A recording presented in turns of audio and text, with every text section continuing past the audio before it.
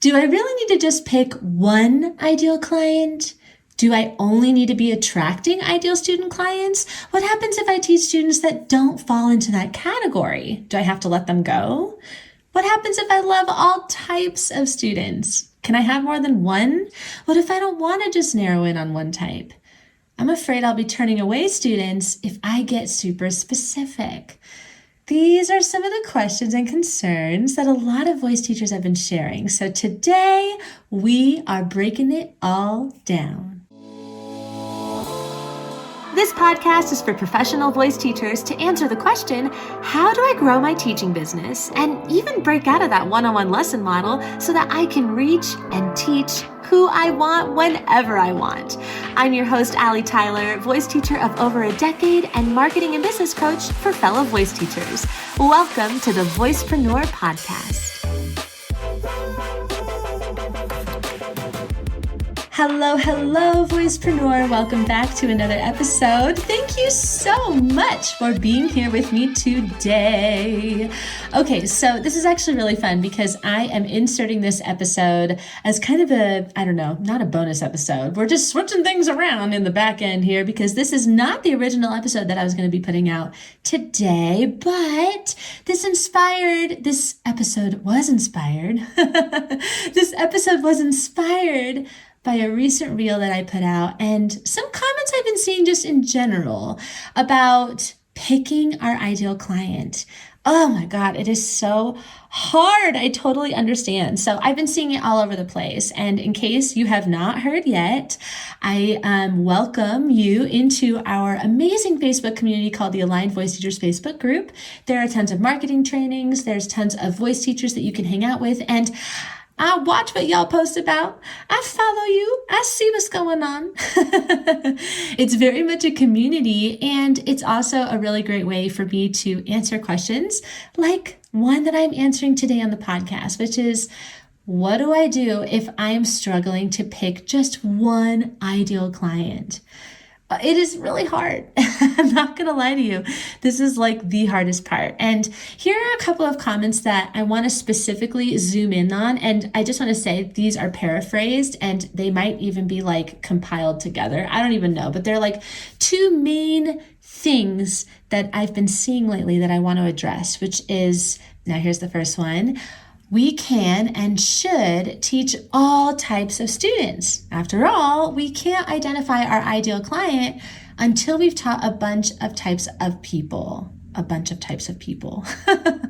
Real great paraphrasing there, Allie. But basically to say that it's important that we teach all types of students. And so to say that we should only be teaching ideal clients is kind of unfair if you don't actually have the experience of teaching all different types of people. So when, basically, is kind of what I'm interpreting, when do you actually start only attracting in ideal clients? And is that the goal? Like, do you not want to be teaching all types of people? Is it only that you want to be teaching certain types of people? This is a biggie. So there's a couple of ways that we can really look at this. The first one is that there's a difference between what happens in your studio and on your marketing materials. Now, there doesn't have to be a difference. The goal is that we want to align them, right? But especially when we are in that kind of, let's say transitional phase where we're sort of transitioning into our butterflyness. We're transitioning out of the cocoon and becoming a butterfly as a professional and established voice teacher. When we start doing that, we are starting to get more clear on who that ideal student is. But of course, we need that time in the cocoon. We need that time to learn. We need that time to take on a bunch of different students so that we can get crystal clear on who that person is. So this can be a little bit tricky because a lot of us are in that transitional phase. We're in that phase where we are starting to understand, okay, this is it. I like this student. I like how I feel after I teach this type of thing, right? We're starting to get more clear on the experience that we want to have with our ideal student. But at the same time, we still have students that are not those students. And so it gets a little tricky because we start thinking about, oh gosh, do I need to let them go? Like, is that like a requirement that I start letting them go because they're not quite ideal? So here's what I'm going to say about this. It is personal.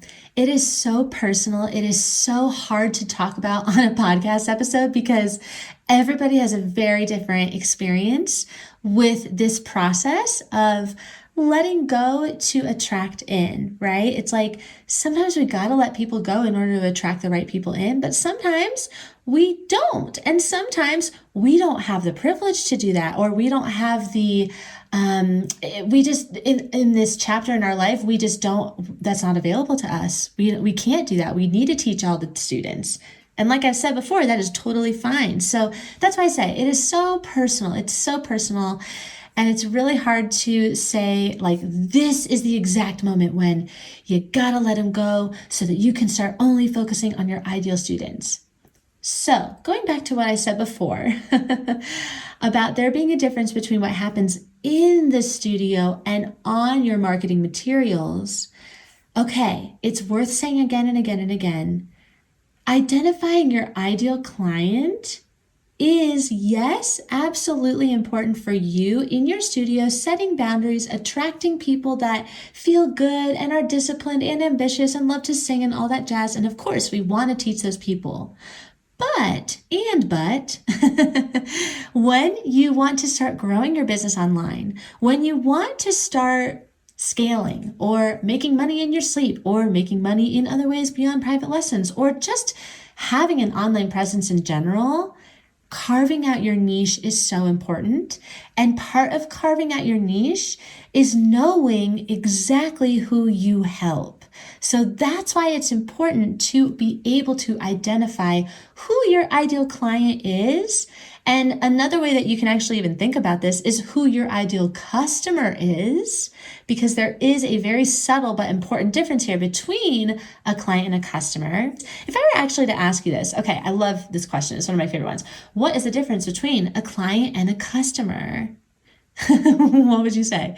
Okay, here is what it really is. Basically, a client is somebody that you are working with one-on-one. It means that they are part of your service-based business, right? You are providing a service to a client individually, versus a customer is somebody that is typically buying a product of yours. And product these days can absolutely mean a digital product. It could be a course, it could be a masterclass, it could be something that you created a long time ago that you are selling the recording of, right? There's so many ways, and we're going to talk about that real soon on how to make money in the world of digital products. But those are really who your customers are, right? Those are the people who are buying a product of yours. So there is a subtle difference when we're talking about our ideal person in that way, going back to what happens in the studio and on your marketing materials. If you are trying to sell an online course, for example, and you are like, all ages are welcome. Like, I teach everybody. I don't care what style you are. I love teaching everybody. And I just love helping you find your voice. That's wonderful, but that is not helpful for an online course. Nobody's going to buy that. They're going to be like, okay. So that's really a big thing. It's really owning where you're at in your business too, right? Like, what do you want your marketing materials to say? And it doesn't even have to be paid offering specific. It doesn't have to be related to an online course. It can absolutely be related to your brand. So for example, a voicepreneur, somebody who's inside of our Voicepreneur program here, she was working through this material of identifying her ideal client, and she realized that she really wanted to attract females.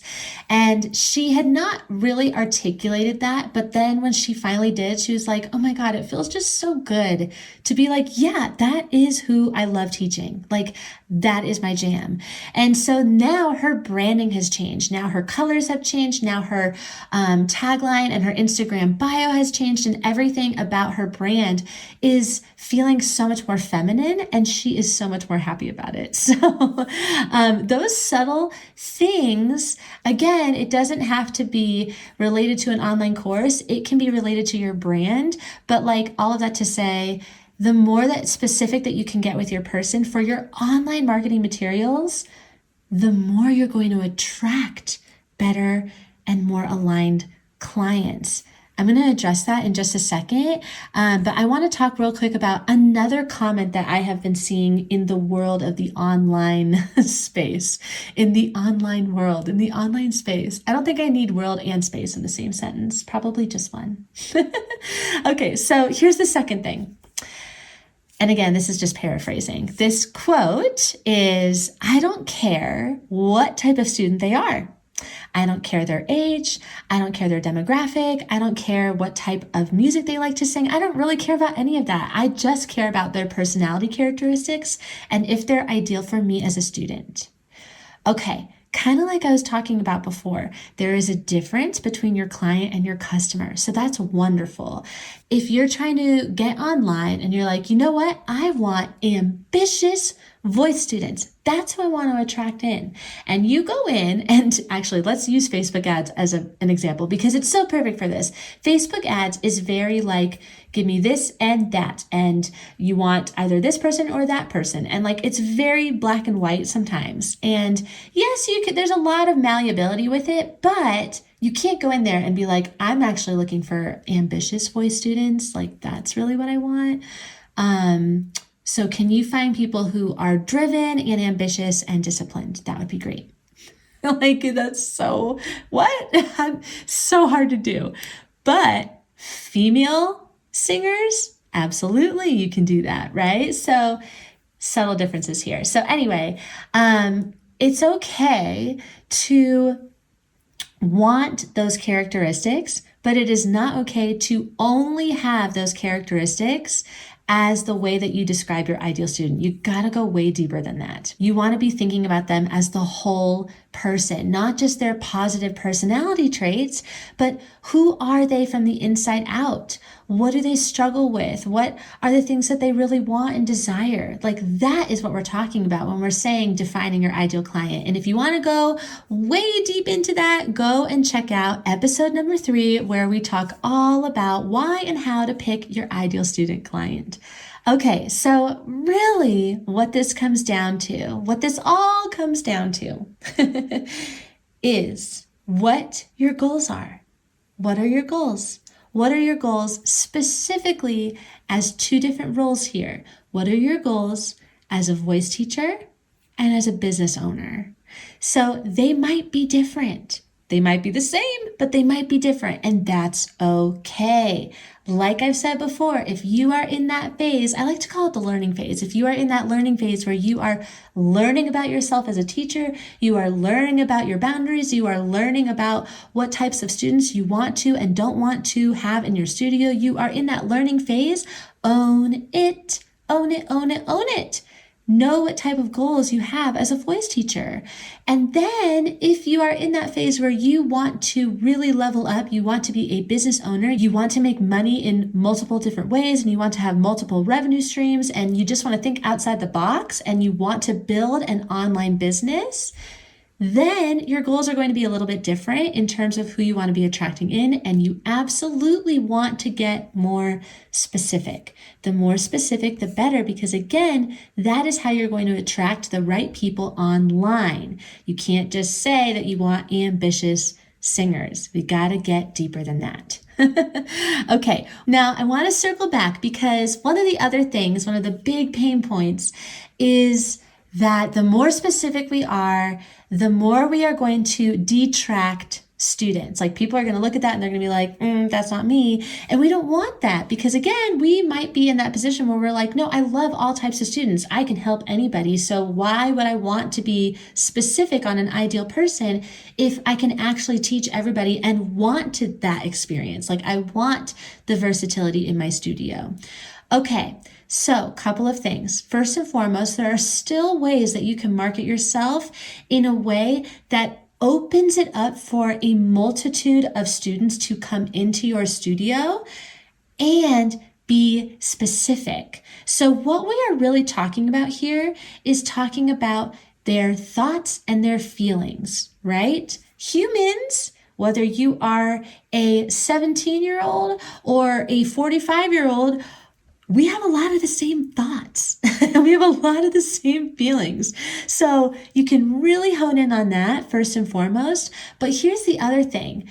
The more specific that you are does not equate to detracting people away. I mean, yes, that will happen naturally, but you would be so surprised how many people will come to you that are completely different than how you had thought your ideal student was, but they totally match like everything in that same realm. Like, okay, I'm going to give you a perfect example of this. So when I was getting specific on who my ideal client was, I realized the first big aha moment for me was, I don't want to teach kids anymore. I want to focus on adults. Do I love teaching kids? Oh my God, yes, I love kids so much. Am I good at it? Hell yeah, I am. Do kids love me? Yes, they do. But I realized in that moment in my life, I really needed to hone in on adults. So I started teaching adults. And then I started thinking about, okay, who is my ideal client? Like beyond just they are an adult singer. They are an amateur. They want to learn how to sing. They felt like they had a voice when they were growing up, but they, something blocked them from wanting to explore it more. Or maybe they have experience in choir and then they stopped singing because of etc. And now they want to come back to it, right? So I had that whole story in my head, right? And what ended up happening, which was so interesting, is I got a lot of different types of students. Okay, there are 3 right now that are really just like bubbling up in my mind. It's probably because they were the last 3 that I taught before I went on maternity leave. So we have, and I'm going to change their names. We have, let's see, Toby. So Toby was a male amateur adult, never had taken any type of music lessons before, knew absolutely nothing about singing or music. I mean, he like kind of did a little bit of band when he was growing up, but like in terms of singing, he really just wanted to start fresh.